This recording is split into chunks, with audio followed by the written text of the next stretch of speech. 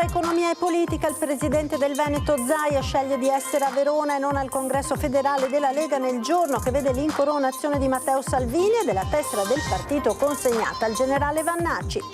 Si è alzato dunque il sipario sulla 57esima edizione del Vinitaly alle prese con le tensioni dei mercati dopo il varo dei dazi USA, parata di ministri del governo Meloni tra gli stand. La seconda e ultima giornata del congresso federale della Lega vede la conferma di Salvini segretario per altri 4 anni e sono 4 i veneti eletti nel Consiglio, 2 i trevigiani.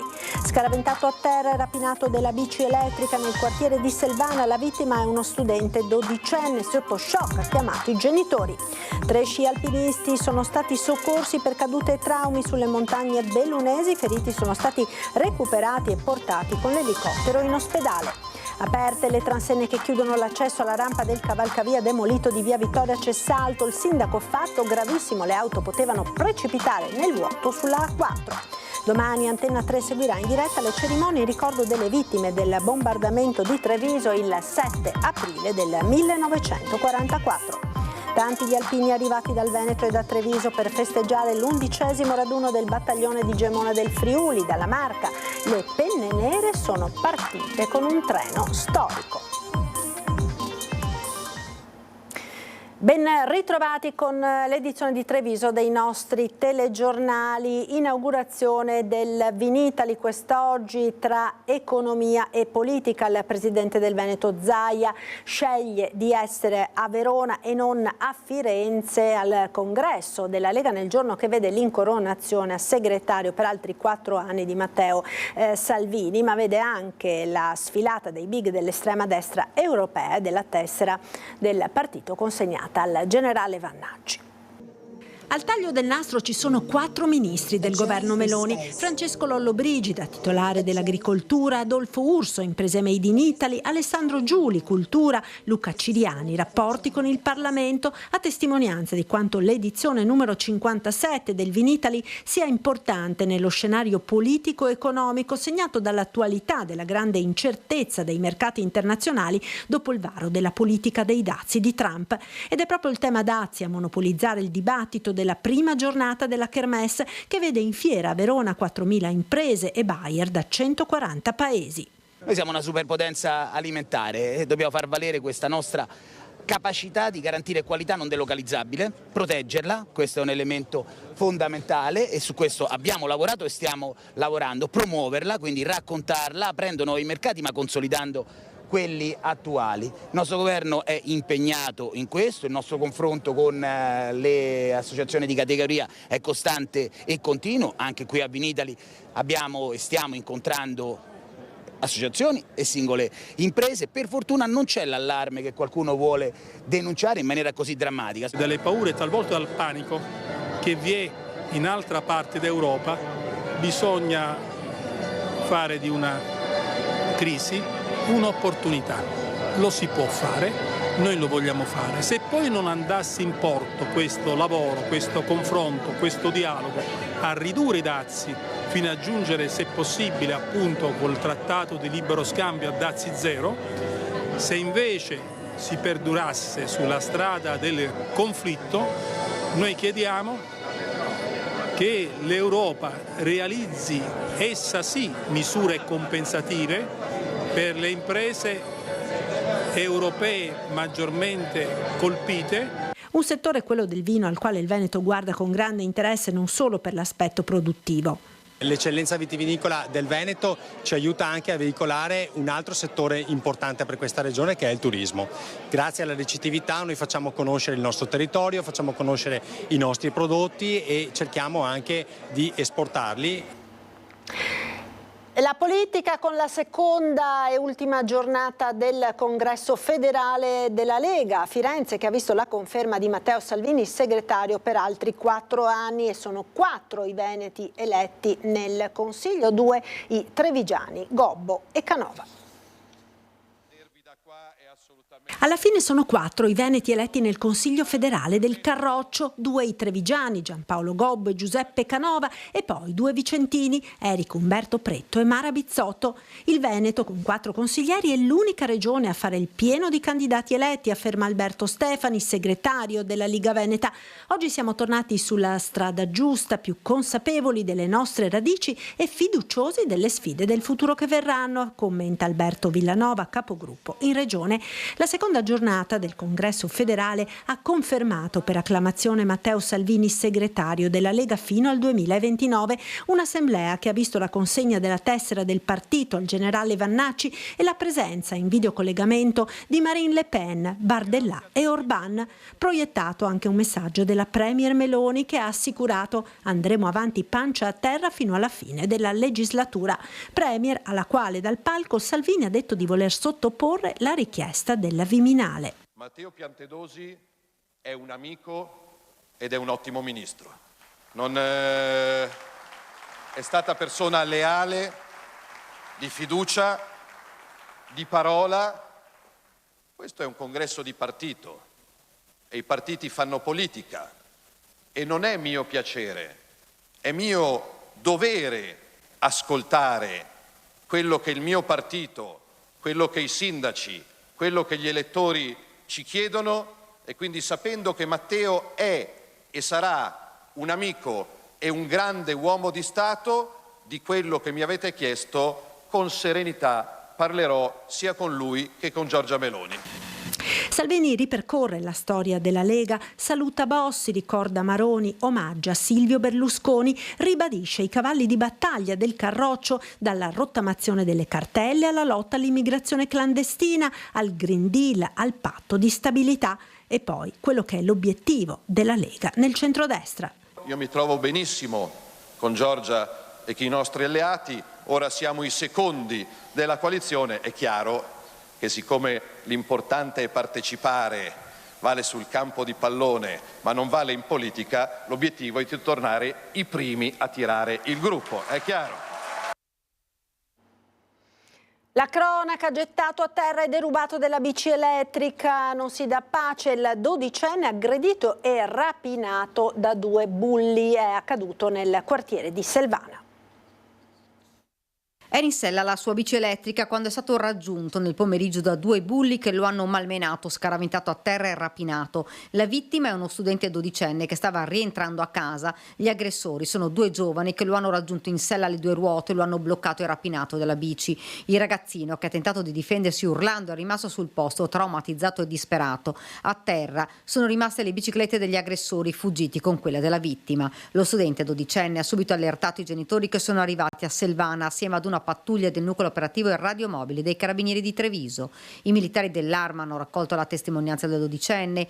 Il ragazzino, fortunatamente illeso, ha riportato solo qualche graffio dovuto alla caduta a terra. Sequestrate le 2 ruote lasciate dagli aggressori, i carabinieri hanno anche visionato le telecamere di videosorveglianza della zona per identificare i responsabili della rapina. Non si esclude che a colpire siano stati giovanissimi, già protagonisti di episodi simili. Fatti gravi, commenta Antonella Tocchetto del Partito Democratico. Soprattutto perché sono in gruppo, cioè fanno gruppo e con il gruppo si fanno forza e fanno azioni negative. Ecco, ci vuole un'educazione seria e questo episodio è la dimostrazione che molto spesso, forse anche nella scuola, bisognerà essere un po' più severi con quelli che combinano questi tipi di azioni.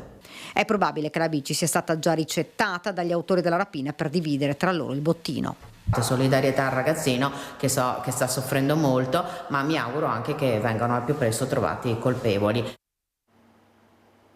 Tra interventi in poche ore sulle Dolomiti, attorno a mezzogiorno l'elicottero del Suon di Pieve di Cadore ha recuperato un 53enne di Fara di Soligo che a seguito di una caduta aveva riportato un trauma alla caviglia. Sul San Sebastiano, recuperato con un verricello, l'uomo è stato trasportato all'ospedale di Agordo. Di seguito l'eliambulanza è volata sul Mondeval, dove un 61enne di Roncade non riusciva più a proseguire in autonomia dopo essersi fatto male ad un ginocchio.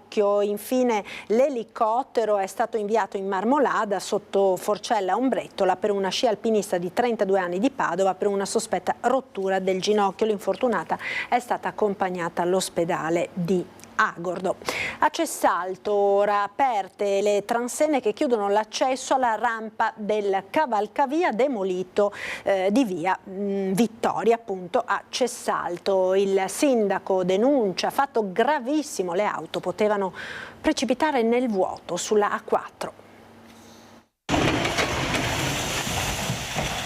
Il cavalcavia è stato demolito lo scorso febbraio per consentire l'allargamento dell'autostrada A4 e la costruzione della terza corsia, ma le transenne che chiudono l'accesso a quello che era il vecchio ponte erano aperte e qualcuno, ignaro dell'abbattimento, sarebbe potuto precipitare nel vuoto finendo sull'autostrada. È accaduto a Cessalto in via Vittoria venerdì sera. Il sindaco, avvisato da alcuni cittadini, si è precipitato sul posto.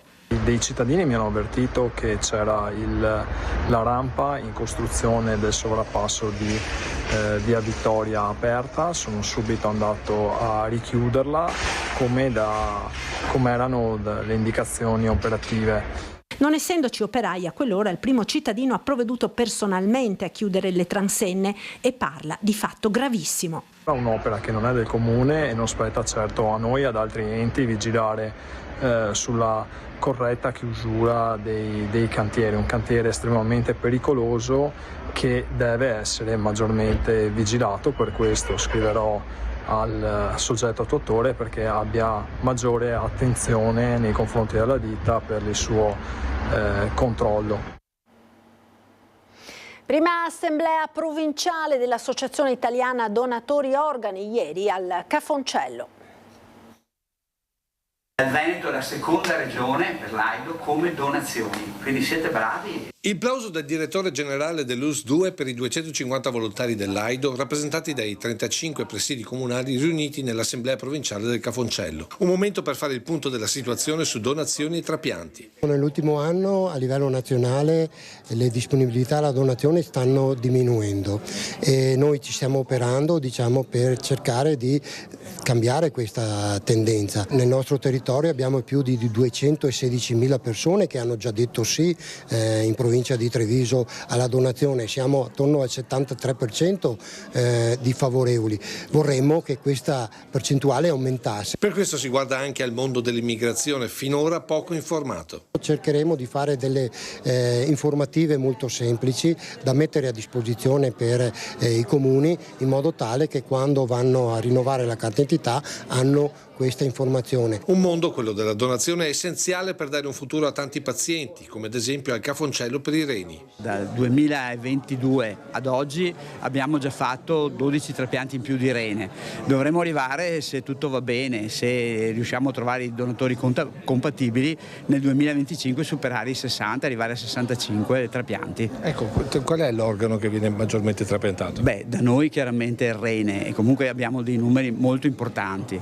E dopo chiaramente il secondo organo, il fegato, poi segue il polmone. E proprio sul fegato il direttore Benazzi ha annunciato importanti novità. Vorremmo anche fare qualcosa di più, magari col professor Zanus, giusto, arrivare anche al trapianto di fegato, visto che le liste d'attesa sono molto lunghe ed è solo Padova un centro di eccellenza col professor Cillo. E se al Cafoncello si è provveduto anche ad un espianto da cuore fermo, uno degli obiettivi dell'AIDO sono le testimonianze. Abbiamo bisogno di persone che hanno ricevuto il dono, che si mettono a disposizione, che si facciano avanti, persone appunto che hanno ricevuto il dono, per portare la loro esperienza presso i ragazzi e presso i cittadini per far vedere qual è il risultato della donazione.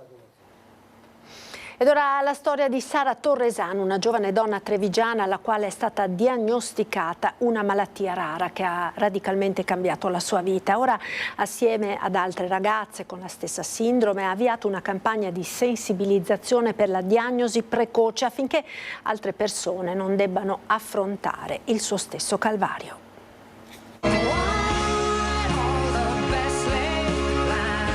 Prima della diagnosi facevo la ballerina acrobatica, sfruttando totalmente l'iperlassità appunto delle mie articolazioni, credendo che fosse un dono e non rendendomi conto che invece fosse una malattia e che quel tipo di danza era la cosa più sbagliata che potessi fare se volevo rallentare il decorso della malattia. Faceva la ballerina acrobatica Sara Toresan e pensava che la grande elasticità articolare che aveva fin da piccola fosse una dote, non certo un segno della malattia rara che le è stata diagnosticata solo molti anni dopo. La sindrome di Ehlers-Danlos è una malattia del collagene, consiste in un deficit del collagene che fa sì che tutte le membrane del corpo, quindi degli organi, delle ossa, siano appunto iperlasse, fragili e possano anche rompersi. Una sindrome complessa e rara, si stima che in Italia ne soffrano circa 12.000 persone con diverse tipologie a seconda della parte del corpo che viene colpita. Quella di Sara è la variante vascolare, l'iperlassità coinvolge le arterie che sono a rischio di rottura anche per piccoli sforzi o addirittura starnuti. Ed è questo che rende la malattia molto pesante perché, come dire, sembra un po' di camminare sui cristalli e ogni giorno io faccio sempre una scelta diversa perché ci sono talmente tanti accorgimenti da avere per far sì che le cose non peggiorino che spesso dico io voglio vivere, me ne frego di tutto e sarà quel che sarà. Altri giorni invece è più difficile, quindi gli accorgimenti li prendo tutti. È un continuo dover trovare un equilibrio diverso giorno per giorno. Sara ha deciso di raccontare la malattia assieme ad altre donne che con lei condividono la diagnosi tardiva della sindrome dopo un percorso lunghissimo, doloroso e difficile. Essendo che non c'è una cura, l'unica arma è la diagnosi tempestiva. Vorrei far girare più informazioni possibili di modo che altre persone dopo di me, dopo di noi, non debbano avere la diagnosi quando è già troppo tardi. Domani Antenna 3, come ogni anno, seguirà in diretta le cerimonie in ricordo delle vittime del bombardamento di Treviso del 7 aprile del 1944. All'1:15 circa, la prima scarica che ha colpito Sant'Antonino. Allora ci siamo stesi per terra per evitare il più possibile le schegge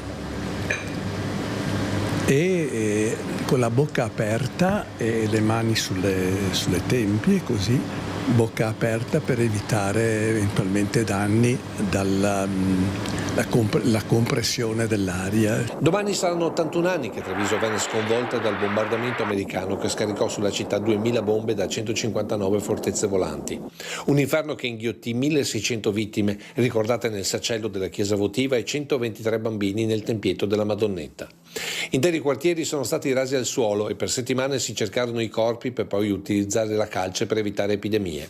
Sono passati 81 anni eppure le stesse situazioni si stanno ripetendo nel mondo. Dall'Ucraina alla striscia di Gaza, dimostrando che non abbiamo ancora imparato nulla di questa lezione di dolore e di morte. Per questo Treviso ogni anno il 7 aprile si ferma per 7 minuti dalle 13.07 alle 13.14 e perché alle cerimonie partecipino tanti giovani e giovanissimi.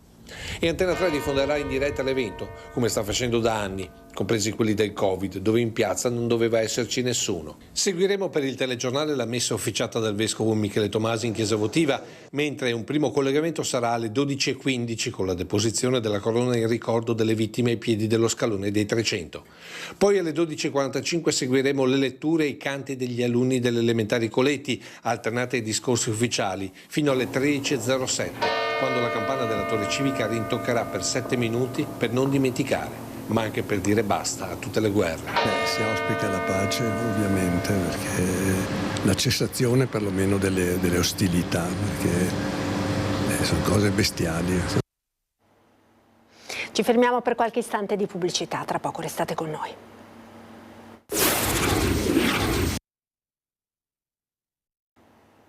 Eccoci nuovamente in diretta con l'edizione di Treviso dei nostri TG. Quella di oggi è stata una giornata di raccolta di rifiuti da parte di tanti volontari in diverse zone della nostra provincia. Nella mattinata 3.000 litri di rifiuti equivalenti a 5 grandi bidoni colmi di materiale abbandonato sono stati raccolti sul Piave a San Biagio di Callalta, un risultato importante che dimostra l'efficacia del lavoro di squadra e l'urgenza di continuare a sensibilizzare sul rispetto dell'ambiente, ha spiegato Thomas Bergamo, promotore dell'iniziativa, che ha voluto ringraziare l'amministrazione del comune di San Biagio e gli alpini di Fagarè e di San Biagio, sempre presenti con spirito di servizio e grande impegno, così come gli organizzatori del Corri Fagarè. Ci auguriamo che il lavoro di oggi possa servire da esempio e da monito, ha detto Bergamo. Il fiume è un bene di tutti e come tale va protetto e rispettato. E da San Biagio a Susegana, alla giornata ecologica di Susegana Sostenibile, hanno partecipato 167 persone suddivise in 2 gruppi. Sono state battute diverse zone del comune, riuscendo a raccogliere un intero container di rifiuti di ogni genere. Purtroppo, hanno spiegato gli organizzatori dell'iniziativa, non è stato possibile raccogliere tutto. L'inciviltà di pochi ha colpito ancora. Ed ora parliamo di alpini. Abbiamo mandato in diretta questa mattina la cerimonia dell'11° raduno del battaglione alpini di Verona, una grande festa delle Pennerene che abbiamo appunto seguito in diretta e che è cominciata con il treno storico partito da Treviso. 3 giorni di iniziative a Tarvisio, Gemona e Venzone. Oggi la giornata clou con una foltissima rappresentanza dal Veneto. Molti hanno raggiunto Gemona del Friuli attraverso un treno d'epoca che ha rievocato quella che era la tradotta dei soldati durante la Seconda Guerra Mondiale. Come è andata la giornata?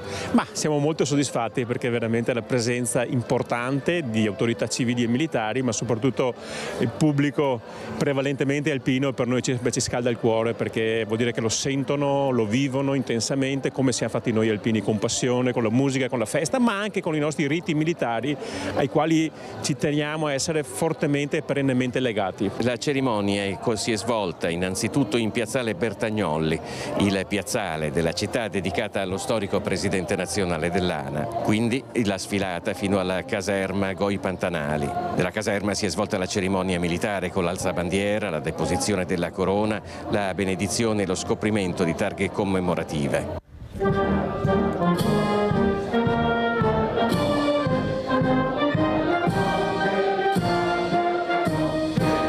Tanti veneti, tanti trevigiani.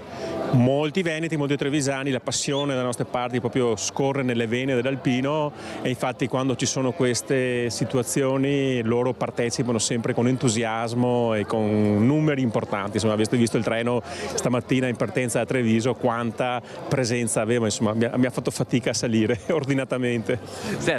Treviso ha dato un tocco speciale perché quel treno lì insomma ha colpito tutti. Ha colpito tutti perché anche qua la terra trevisana è legata a questo lutto che si celebra fra poco, la ricorrenza del 5 maggio 76, quell'evento catastrofico che fu il terremoto che abbatté proprio la caserma su cui abbiamo fatto la cerimonia finale oggi, e poi fu ricostruita a Venzone perché persero la vita 30 alpini.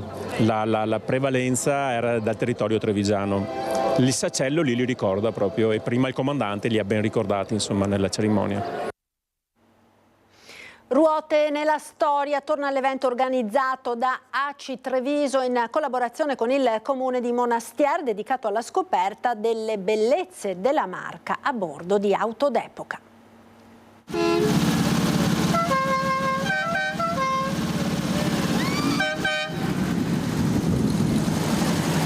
Partenza da Piazza Vittoria a Monastier per un percorso storico-turistico che ha attraversato l'ovest della Marca fino ad Oderzo. Torna Ruote nella storia, la manifestazione organizzata da ACI Treviso che ha visto anche quest'anno la partecipazione di decine di equipaggi a bordo di veri e propri gioielli a 4 ruote. C'è la Giulietta Spider degli anni 60 rossa fiammante, la lussuosa Jaguar d'epoca, diverse Porsche degli anni 70, una splendida Cabrio degli anni 30 e la mitica Lamborghini Diablo in un'originale versione viola, e poi molti altri modelli di auto che hanno segnato la storia e attraverso i quali ora si riscoprono anche storie e bellezze del territorio trevigiano. È un raduno, è una scoperta del territorio, che il comune denominatore è la passione dell'auto, quindi della storicità dell'auto, e la conoscenza del territorio, quindi ruote, quindi l'auto nella storia, quindi nella riscoperta storica, culturale e turistica del territorio della Marca trevigiana. Il rombo dei motori ed un salto nel passato che anche quest'anno ha portato a Monastiera numerosi appassionati di auto storiche. Ormai è una tradizione che questa rassegna di auto, questa sfilata di auto storiche parta da Monastiera, è il 5° anno. Quest'anno mi pare che la partecipazione è anche aumentata ed è anche l'occasione di rivedere un po' la nostra storia attraverso i modelli di auto, insomma, che sono appartenute al nostro passato, alla nostra memoria. A cena con la moda, ma a sfilare sono delle modelle d'eccezione, le donne che stanno combattendo o hanno combattuto contro il tumore al seno. L'iniziativa a Salgareda. Sfilano, sorridono, ballano. Sono le donne che hanno combattuto, alcune stanno ancora combattendo contro il tumore al seno, ma la loro gioia di vivere vince su tutto. Vederle qui dopo quello che hanno passato e aver voglia di rimettersi in discussione per aiutare altre donne a capire quanto importante è la prevenzione e volersi bene, per me è la più grande vittoria che ci possa essere. Ma soprattutto è bello vederle sorridere. Dopo una malattia così, tornare a sorridere è la più grande vittoria che ci può essere. Stasera siamo felici, questa serata qui a Salgareda è il risultato di tanti mesi di lavoro, però è una cosa bellissima, sono veramente tutte felici e, come dicevamo, hanno tutte il sorriso, e quindi questa è la cosa più bella. Prima, come fanno sempre le amiche per la pelle, le modelle si sono preparate, capelli, trucchi e poi gli abiti. La cena a lume di candele nella sala polivalente di Salgareda, la somma raccolta servirà per portare avanti numerosi progetti ed iniziative a favore delle donne.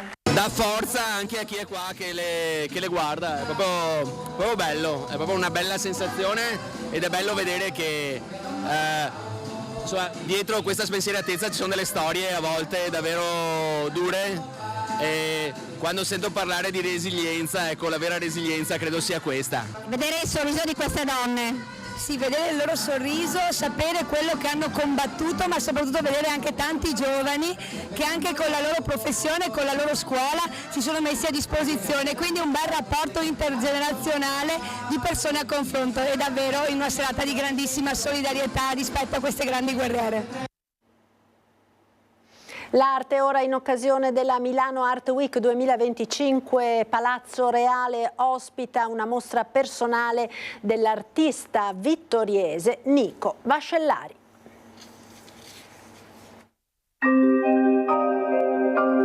Si intitola Pastorale, la personale dell'artista vittoriese Nico Vascellari, ospitata fino al 2 giugno a Palazzo Reale a Milano, nella Sala delle Cariatidi, una grande scultura ambientale in acciaio inossidabile che, adagiata su uno strato di terra, ricopre quasi interamente il pavimento e a intervalli regolari emette uno scoppio fragoroso.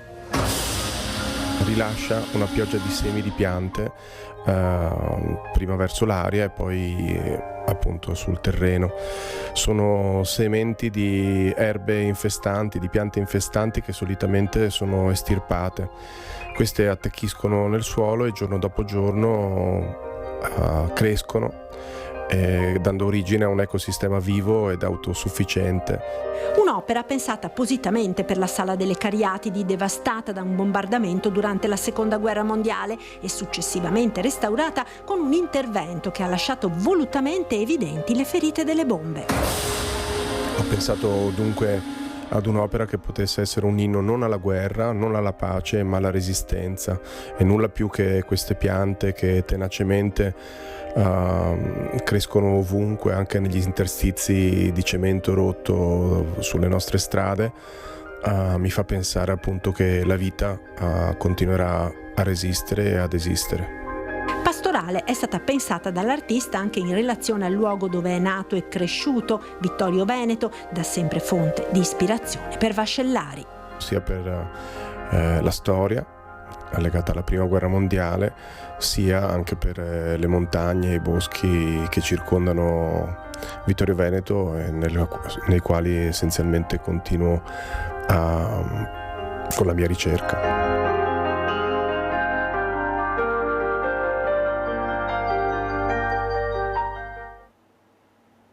Ed ora lo sport, calcio, il Treviso non va oltre il pareggio in casa del Chions, partita che finisce 1-1, il Dolomiti resta al comando a +4, un'occasione persa per i biancocelesti che avrebbero potuto dimezzare lo svantaggio in classifica nei confronti della capolista Dolomiti Bellunesi, che con lo stesso risultato impatta ad est, più Treviso che Chions nel primo tempo, con i biancocelesti che vanno vicino al gol in almeno 4 occasioni, e alla fine appunto è andata così, con un pareggio.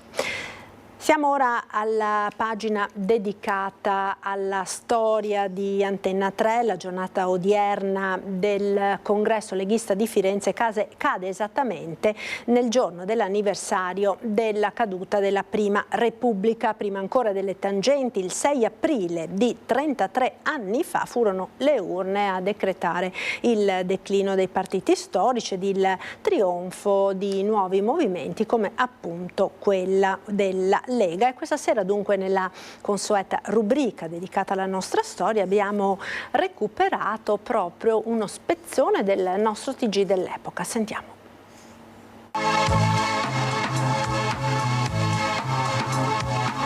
Federico Sutto, segretario provinciale del Partito Socialista, un partito che nel Veneto, stando alle prime proiezioni, perde anche in una forte misura. Anche voi avete subito l'irruenta entrata in scena delle leghe? Sì, indubbiamente questo è il dato che sta emergendo dalle prime proiezioni per quanto riguarda il Veneto, che è un dato contraddittorio per quanto riguarda il dato nazionale, dove invece il Partito Socialista guadagna. Qui nel Veneto e nel nord Italia le leghe hanno avuto il successo che hanno avuto, e devo dire che una perdita anche in proiezione del 4% è una perdita molto consistente. Questo non lo voglio negare, voglio essere molto esplicito anche su questo, e farà riflettere parecchio, anche perché riguarda soprattutto partiti che hanno garantito finora la governabilità sia in regione che in comune. Rifondazione Comunista, a livello nazionale 6%, un risultato che immagino vi soddisfi ampiamente.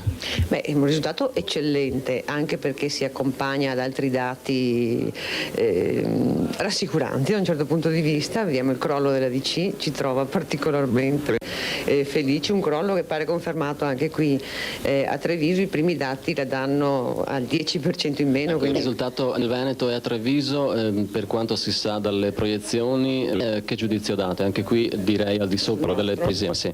Beh, direi buono, assolutamente buono. Era un po' quello che ci aspettavamo, che speravamo, insomma, nel senso che il lavoro che si è fatto ha dato i suoi frutti, per fortuna. Ma io penso che sia sempre giusto fare un'autocritica. Comunque sarebbe anche giusto dire che le grandi idee forza del regionalismo, della DC del Nord-Est, dell'Alpe Adria, che hanno portato sviluppo al Veneto, le ha avute la Democrazia Cristiana.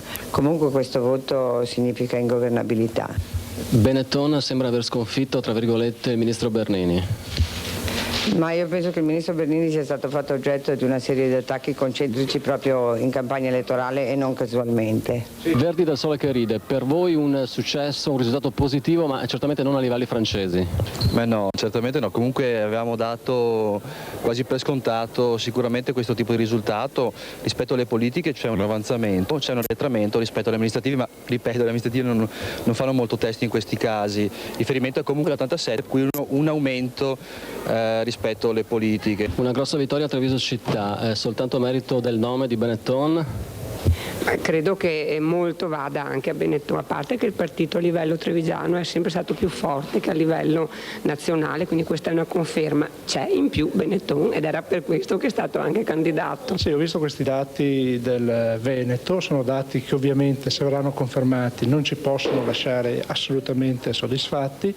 Qui c'è una grande affermazione delle leghe che mi pare siano intorno al 16-17%, e la DC che perde un 14% mi pare. È effettivamente un sconvolgimento del quadro politico. Il voto che vi ha premiato è di protesta o approva i vostri programmi? Ma io penso che noi abbiamo dei programmi e facciamo proposte. Non so, io ho visto una cosa, che la gente non ha votato i partiti che hanno governato male, questo è importante. Dopodiché noi abbiamo programmi, abbiamo uomini validi, perciò siamo convinti di aver proposte e di poter portare avanti. Non credo alla protesta. Questo dunque il telegiornale, uno spezzone del telegiornale di Antenna 3 del 6 aprile di 33 anni fa, ed è tutto per questa edizione. Vi ringrazio per essere stati con noi. Subito dopo la sigla, come sempre, il meteo con le previsioni del tempo per le prossime ore. A tutti una buona serata.